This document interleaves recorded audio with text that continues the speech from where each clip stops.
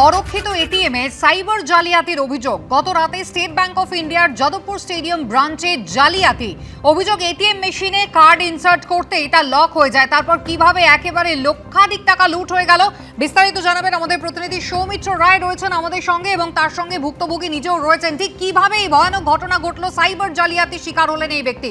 সৌমিত্র।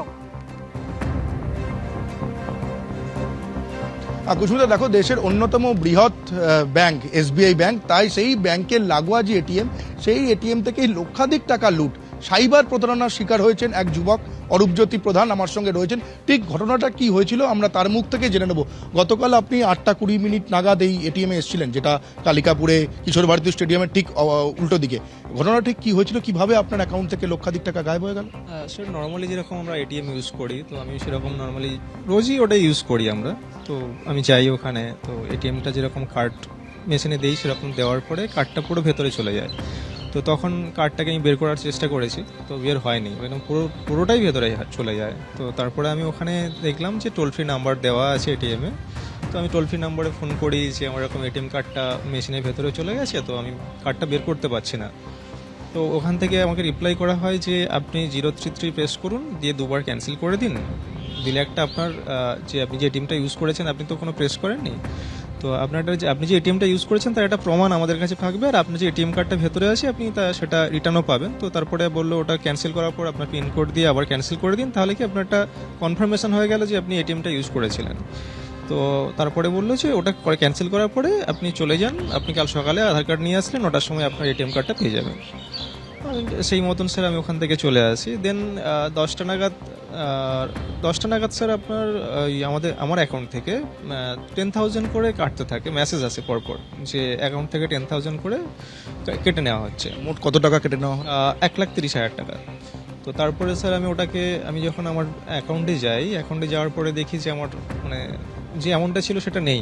তো যতটা ছিল স্যার বাদবাকি অ্যামাউন্টটা আমি অন্য একটা অ্যাকাউন্টে ট্রান্সফার করতে পেরেছি। তো ততক্ষণে স্যার 1,30,000 টাকা আমার অ্যাকাউন্ট থেকে ট্রান্সফার হয়ে গেছে। তো আমি যখন এটিএমে পুনরায় যাই, আমি এটিএমের পাশেই ছিলাম, তো তখন গিয়ে দেখি স্যার আমার যে এটিএমের যে টাকার পিনটা যেখানে আমরা কার্ডটা দিই সেইখানটা আগের মতন ছিল না। যেরকম নর্মালি স্যার আমরা ইউজ করি সব এটিএমই সমানই ছিল কালকের। তো ওখানে কোনো একটা মেশিন বা কিছু অ্যাটাচ করা ছিল, সেটা তুলে নেওয়া হয়েছে। তো তারপরে আমি ওখান থেকে থানাতে ফোন করি, লালবাজার থানাতেও ফোন করেছিলাম। তো ওনারাও এসেছিলো, ওনারা এসে বললো যে লোকাল থানা কোনো একটা লিখিত কমপ্লেন দিন। তো ওনারা এসে সার্ভে করে আমি লিখিত কমপ্লেনও দিলাম থানাতে যে এরকম একটা আমার হয়েছে। তো স্যার বললো ঠিক আছে আপনি একটা লিখিত দরখাস্ত দিন। তো লিখিত দরখাস্ত দেওয়ার পরে ওখান থেকে আমাকে একটা জিডি নম্বর দেওয়া হয়। ওটা আমি আজকে বলে যে 11টার সময় ওটা ওই ইস্ট ডিভিশন, যেটা আমাদের ক্রাইম ব্রাঞ্চ আছে আনন্দপুরে, ওখানে গিয়ে ওটাকে শো করাতে বলেছে।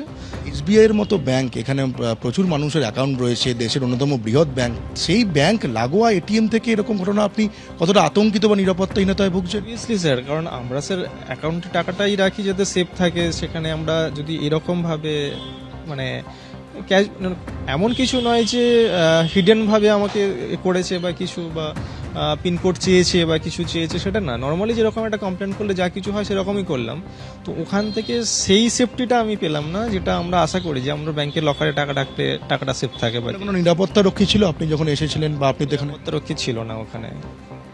কুসুমিতা, তুমি শুনতেই পেলে তিনি যেমনটা বলছেন যে সেখানে কোনো রকম নিরাপত্তা রক্ষী ছিল না, এবং এখানকার যারা স্থানীয় বাসিন্দা রয়েছেন তারাও বলছেন যে এর আগেও, গতকাল নয় এর আগেও একাধিকবার এরকম ঘটনা ঘটেছে, এই প্রতারণার ঘটনা ঘটেছে, এবং প্রতারণার যে স্টাইলটা এক একজন মানুষের ক্ষেত্রে সেই কৌশলটা বিভিন্নভাবে বদলে গেছে। আমার সঙ্গে যিনি কথা বললেন তার সঙ্গে যেমন তাকে পিন নাম্বার প্রেস করতে বলা হয়েছিল, সেই নাম্বারে টোল ফ্রি নাম্বারে ফোন করার পর অন্য আরেকজন যিনি প্রতারিত হয়েছেন তার কাছে ওটিপি এসেছিল মোবাইলে, সেই ওটিপি নাম্বার দিতে তার অ্যাকাউন্ট থেকে টাকা গায়েব হয়ে গিয়েছিল।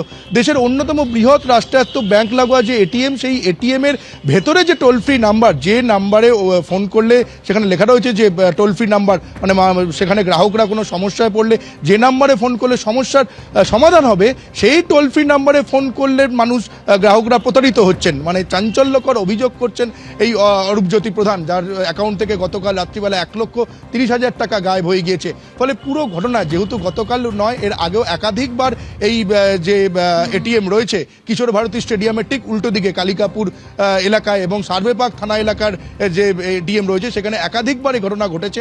বিভিন্ন জনের সঙ্গে বিভিন্ন কৌশলে তারা প্রতারণার শিকার হয়েছে। গতকাল দুজন, এই অরূপজ্যোতি প্রধান তার অ্যাকাউন্ট থেকে 1,30,000 টাকা গেছে, আরও এক ব্যক্তি তার অ্যাকাউন্ট থেকেও 35,000 টাকা গায়েব হয়েছে। ফলে পুরো ঘটনা সাধারণ যারা এখানে মানুষজন রয়েছেন, স্থানীয় বাসিন্দারা রয়েছেন, গ্রাহকরা রয়েছেন, তাদের মধ্যে আতঙ্ক তৈরি হয়েছেন। তারা বলছেন যে তারা টাকা সেফ রাখার জন্য তারা ব্যাংকে গচ্ছিত রাখেন, সেই ব্যাংকে টাকা যদি সুরক্ষিত না হয় তাহলে তারা টাকা কোথায় রাখবেন, এমন প্রশ্ন কিন্তু তারা তুলে দিচ্ছেন। ফলে পুরো ঘটনায় সার্ভেবাগ থানার পুলিশ আধিকারিকরা ঘটনার তদন্ত শুরু করেছে এবং যে অরূপজ্যোতি প্রধান তাকে বলা হয়েছে যে সাইবার ক্রাইম ডিপার্টমেন্টে লিখিত অভিযোগ জানার জন্য তিনি কিছুক্ষণ বাদেই গিয়ে লিখিত অভিযোগ জানাবেন।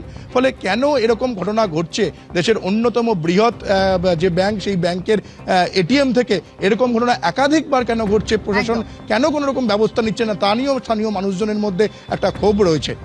সৌমিত্র, ধন্যবাদ।